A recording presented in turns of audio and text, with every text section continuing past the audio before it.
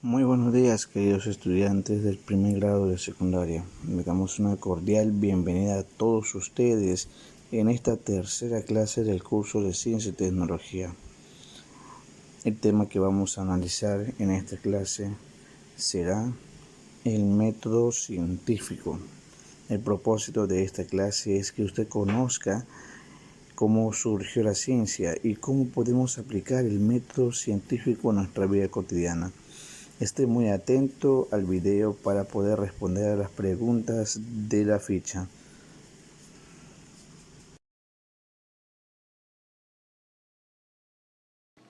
Hola, bienvenidos a Academia Internet. Hoy vamos a estudiar el método científico. Seguramente te has preguntado alguna vez cómo los científicos descubren las cosas. Pues lo hacen a través de un método, el método científico. Este método, por lo tanto, es el procedimiento que usan los científicos que les permite obtener conocimientos sobre un determinado tema y así responder preguntas, resolver problemas y explicarlos con el fin de que sean útiles para la vida de las personas. Este método consta de una serie de etapas o pasos.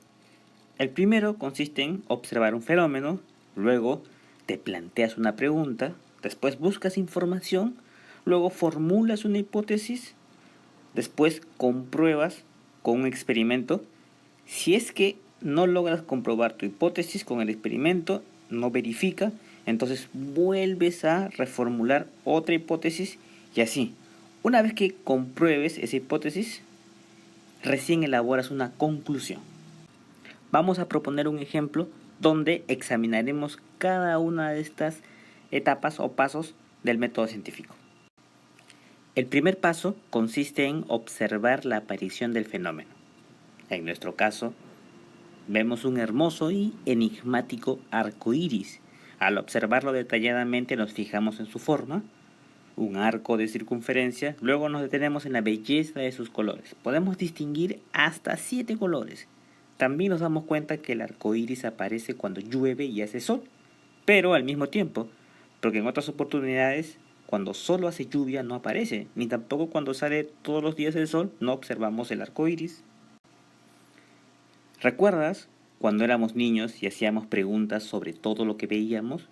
Pues sucede que desde que nacemos tenemos el germen de la ciencia en nuestros genes, porque siempre hacemos preguntas. Cuando te formulas una pregunta, ya eres un pequeño científico.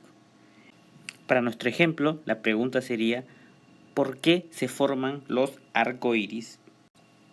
Luego de hacer esta pregunta, lo siguiente que haces es buscar información. Las primeras respuestas las obtienes de las personas que están cerca de ti, tus padres, tus maestros, tus amigos, tus compañeros. Después buscas información en libros o en internet, todo acerca del fenómeno que quieres conocer. Para nuestro ejemplo, leyendo descubrirás que otras personas hace mucho tiempo se hicieron las mismas preguntas que tú y llegaron a algunas conclusiones. Por ejemplo, hace mucho tiempo un científico, Isaac Newton, descubrió que la luz no es blanca y que se puede descomponer en 7 colores. Lo descubrió a través de un experimento. Haciendo pasar la luz a través de un prisma logró descomponer la luz que proviene del sol en 7 colores. Con toda esta información vamos al siguiente paso.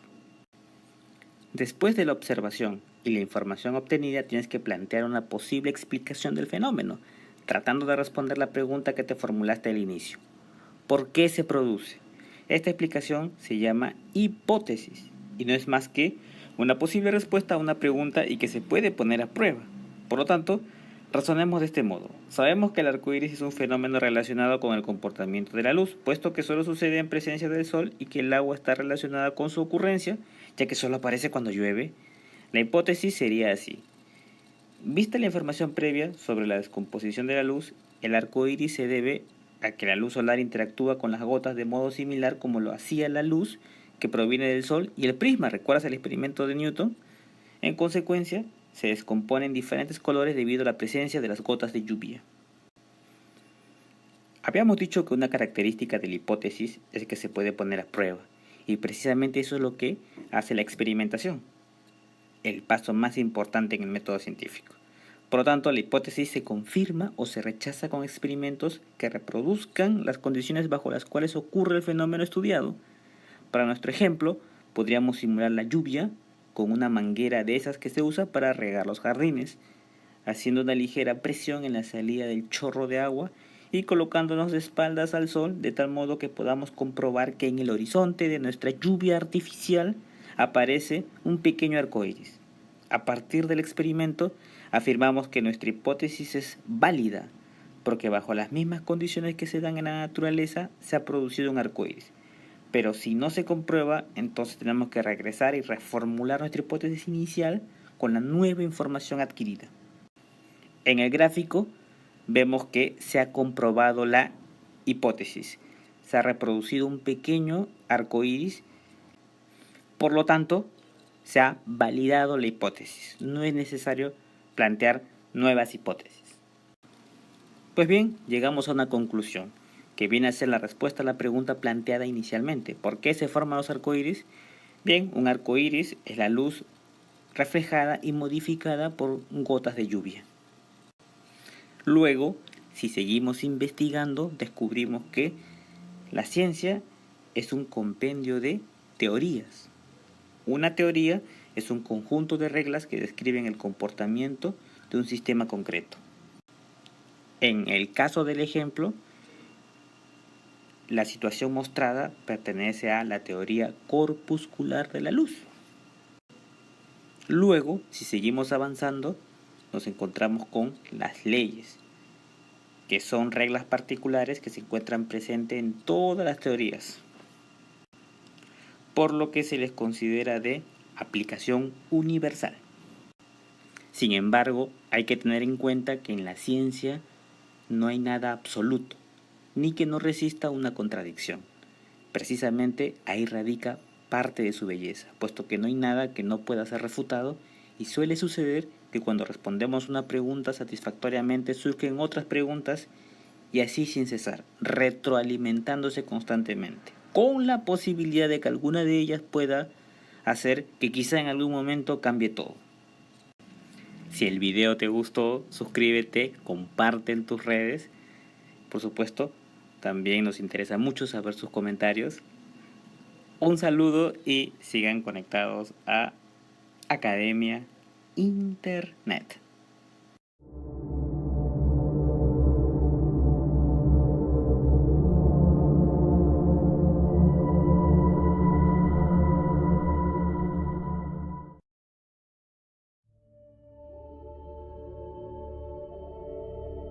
Hace unos cuantos millones de años existió un primate homínido que mucho tiempo después sería llamado Australopithecus afarensis, y a pesar de tener una apariencia simiesca, ya no pensaba como uno de ellos. Sus pensamientos ya no eran simples, instantáneos, sin planeación, sin previsión. Este homínido primitivo funcionaba distinto, su cerebro cambió. Por primera vez era capaz de reflexionar de forma primitiva. En algún momento se le ocurrió que aquella piedra o hueso en su mano tal vez podría servir como arma o proyectil para poder matar a distancia, sin correr como un simple animal feroz, sin desgastar tanta energía. De pronto, en su muy primitivo cerebro de 300 o 400 centímetros cúbicos, comenzó a prever sucesos, a planear acciones y a cazar animales más rápidos y fuertes que él para alimentarse. Sucedió entonces algo sin precedentes. Aquel homínido de pensamiento arcaico se volvió líder de su grupo tras perfeccionar la caza de animales a distancia. Todo esto de forma más cómoda, disminuyendo el desgaste físico y comiendo mejor. Terminó siendo el macho alfa de la manada, el inseminador, dando nuevas generaciones de homínidos que pensaban, y desde ese momento todos continuaron con el hábito del gran abuelo, el de pensar, rasgo que fue mejorando y evolucionando.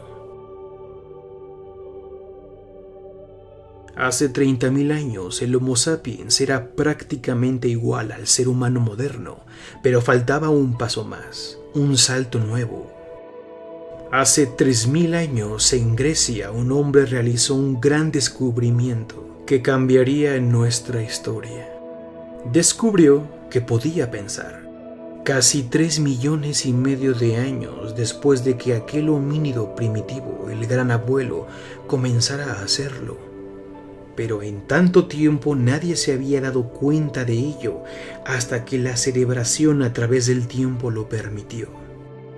Aquellos hombres vestidos en sábanas de la antigua Grecia crearon entonces la filosofía, la ciencia madre de todas las demás. Más tarde, en la época de Pericles, otra forma de pensamiento lo cambió todo. Se inventó la matemática descubriendo la íntima relación de ésta con la naturaleza. La humanidad se daba cuenta de los patrones en los fenómenos naturales que sólo podían ser descubiertos con lenguaje matemático. Lenguaje que fue desarrollándose entre la aritmética, la geometría, el álgebra y la trigonometría, hasta que aparecieron los físicos teóricos, aquellos que construían modelos. Les llamaron teorías. Las matemáticas como ciencia fundamental abrió paso a todas las demás, desde las ciencias exactas, las naturales, hasta las ciencias humanas, dando lugar a tiempos donde la razón poco a poco se volvía más importante que la condición animal. Si el tema te agradó, suscríbete y compártelo. Sígueme en mis redes sociales que encontrarás en la descripción del video para poder contactar conmigo. Gracias por ver este video y hasta la próxima.